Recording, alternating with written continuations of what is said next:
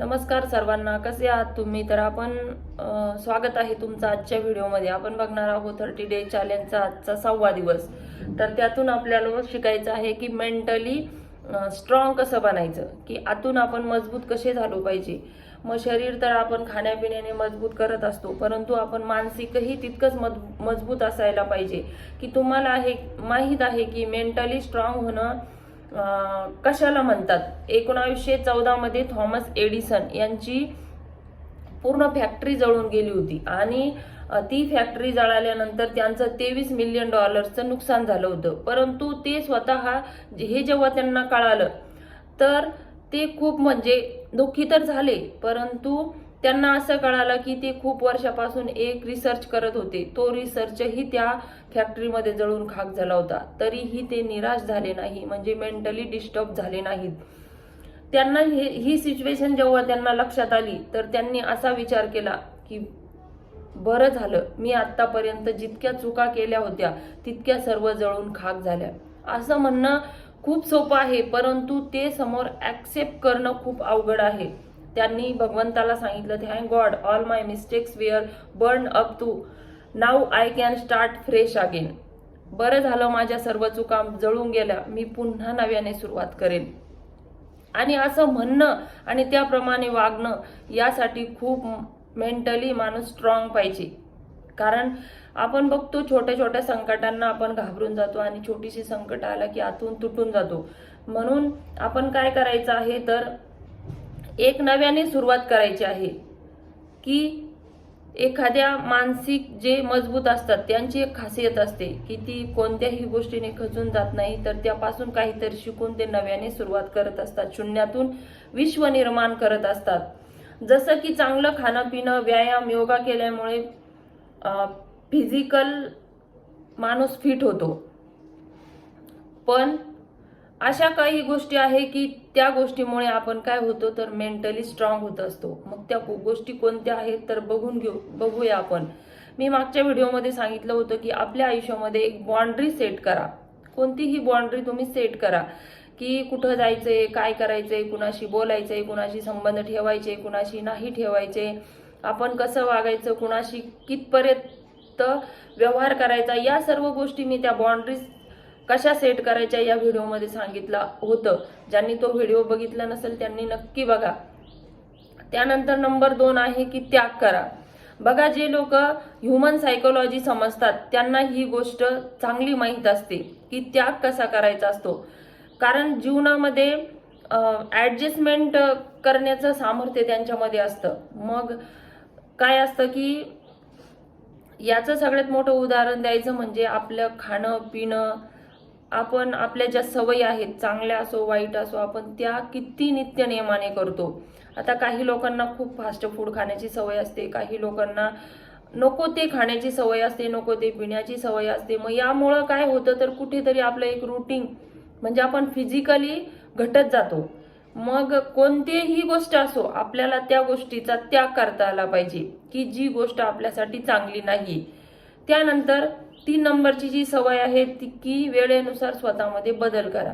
आता ही गोष्ट आपल्याला सहज ऍक्सेप्ट होत नाही, कारण मैत्रिणींनो बघा, कुठलीही गोष्ट आपण लवकर स्वीकारत नाही. विचार करत बसतो की माझं पूर्वीचं कसं होतं, मग आता असं का. तर विचार करायचा नाही, जी वेळ समोर आली आहे तिला नव्याने स्वीकारायचा आणि स्वतःमध्ये बदल करायचा. एक उदाहरण आहे बघा, तुम्ही गरुड जो पक्षी असतो तर गरुड पक्षी हा 70 वर्षापर्यंत जगतो. बऱ्याच जणांना माहित असेल की गरुड हा 70 वर्षापर्यंत जगत असतो. इतकी वर्ष जगण्यासाठी गरुडाला एका त्यागातून जावं लागतं. कोणतीही गोष्ट आहे मिळवण्यासाठी आपल्याला त्याग हा करावाच लागतो. कारण गरुडाच्या 40 वर्षानंतर प्रत्येक गरुडाला एक टफ सिच्युएशन मधून जावं लागतं. कोणतीही शिकार तो करू शकत नाही. त्यांचे पंख इतके मोठे होऊन जातात की त्याला उडता येत नाही आणि शिकारही करता येत नाही. मग 40 वर्षानंतर प्रत्येक गरुडाकडे 2 ऑप्शन असतात. एक तर तसंच मरून जायचं, नाहीतर पुन्हा नव्याने सुरुवात करायची. म्हणजे बघा तुम्ही, पक्षी जो आहे त्यालाही संघर्ष हा करावा लागतो आणि स्वतःला तयार करावं लागतं. त्याच्या जीवनामध्ये ही जी प्रोसेस चालते ती 150 दिवसाची असते आणि या प्रोसेससाठी गरुडाला डोंगराच्या वरच्या बाजूला जाऊन बसावं लागतं. मग डोंगराच्या वरच्या बाजूला जाऊन बसल्यानंतर गरुड काय करतो तर एका दगडावर आपल्या चोचीने वार करत असतो. इतके वार करतो की त्या वार करण्यामध्ये त्याची चोच काय होते तर तुटून जाते. मग ती तुटलेली चोच नव्याने येईपर्यंत गरुड वाट बघत असतो. जेव्हा ती नवीन चोच त्याला येते तेव्हा त्या चोचीच्या मदतीने तो काय करतो, ते आपले जे पंजे आहेत, त्याची जी नखं आहेत ते उपटून टाकतो. ते नखं उपटल्यानंतर नवीन नखं येण्याची तो वाट बघत असतो. त्यानंतर काही काळानंतर ती नवीन नखे त्याला येतात. त्यानंतर तो काय करतो तर आपले वाढलेले जे पंख आहेत तो चोचीच्या साह्याने ते पंख उपटून टाकतो आणि पुन्हा नव्याने पंख येण्याची वाट बघत असतो. आणि फायनली 150 दिवसाच्या संघर्षानंतर त्याला एक नवीन जीवन मिळत असतं. तर बघा, या गोष्टीतून आपल्याला असं शिकायला मिळतं की काहीतरी नवीन करायचं असेल तर संघर्ष हा करावाच लागतो. संघर्षाबरोबर त्याग करावा लागतो. त्यागाबरोबर काही ज्या वाईट गोष्टी आहेत त्या सोडून देता आल्या पाहिजे. तरच आपण आपल्या जीवनाची एक नव्याने सुरुवात करू शकतो. या ज्या काही गोष्टी आहेत यामध्ये 5 नंबरची जी आहे त्यामध्ये सर्वात महत्त्वाची गोष्ट आहे की सेल्फ लव्ह, म्हणजे स्वतःला वेळ द्या.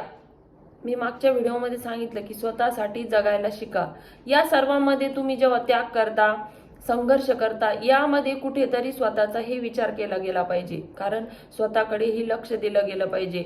जेव्हा तुम्ही स्वतःला व्यवस्थित ठेवाल तेव्हाच या गोष्टी शक्य आहे. ते म्हणतात ना, जान है तो जहान है. म्हणजे आपली शरीर यष्टी खूप महत्वाची आहे. आपण स्वतःला किती वेळ देतो, स्वतःला किती म्हणजे तयार ठेवतो एका संघर्षासाठी किंवा एका नवीन कामासाठी. तर सर्वात महत्वाची लास्ट स्टेप जी आहे तो सेल्फ लव्ह, म्हणजे स्वतःसाठी जगायला शिका.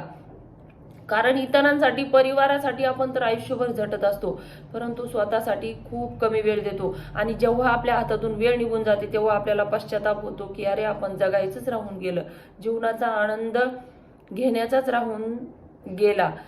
खूप काही गोष्टी असतात ज्या आपण करायच्या राहून जातो जबाबदारीच्या नादात, या स्ट्रेसच्या नादात, पैसा कमावण्याच्या नादात. म्हणून स्वतःला कधीही विसरू नका आणि स्वतःसाठी जगत राहा. या सर्व नियमांचं पालन जर काटेकोरपणे केलं किंवा करण्याचा प्रयत्न केला तर आपण निश्चितच आनंदी जीवन जगू शकतो.